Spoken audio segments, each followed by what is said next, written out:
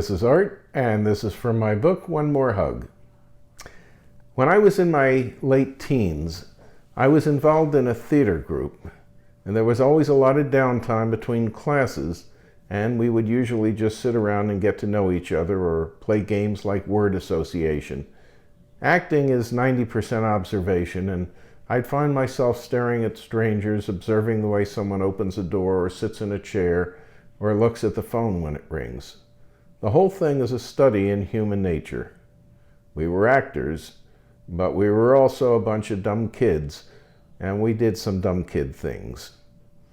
One Saturday afternoon, we were all sitting around discussing an incident that had recently been in the newspapers.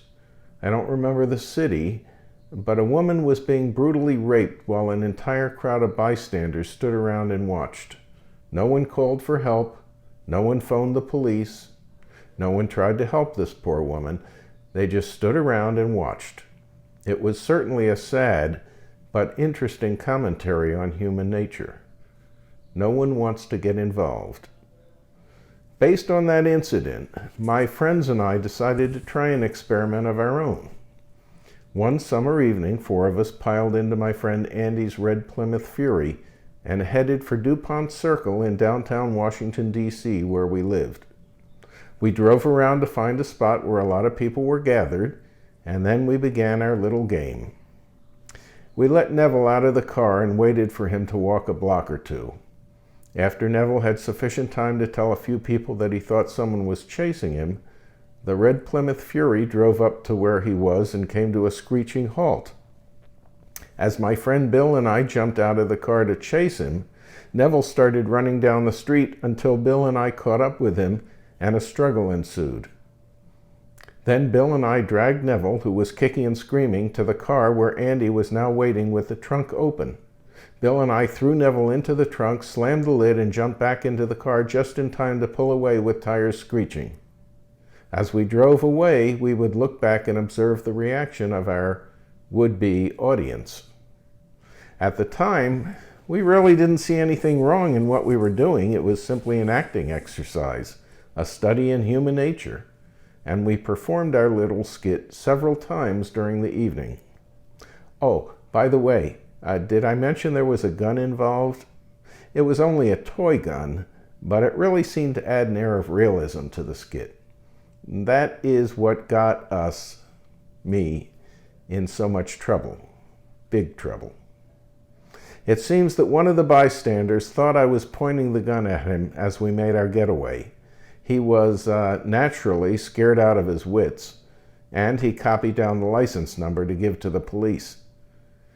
You can imagine the surprise on the faces of Andy's parents, according to Andy's account, when 10 cops showed up at his house at 3 o'clock in the morning to look for a body.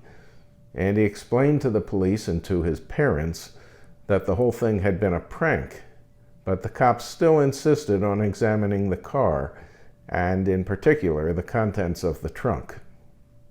Once again, my father and I found ourselves in front of the authorities trying to explain the whole thing. If it hadn't been for the toy gun, I probably wouldn't have gotten in any trouble at all. If it hadn't have been for my dad, who knows what would have happened to me. He sure did get me out of some jams. Thanks, Dad. Years later, as an adult, I was standing in line inside of a convenience store when I saw a woman pull up to the front of the store and get out of her car.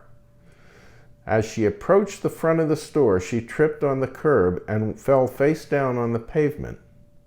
Everyone in line, including me, just stood there and watched.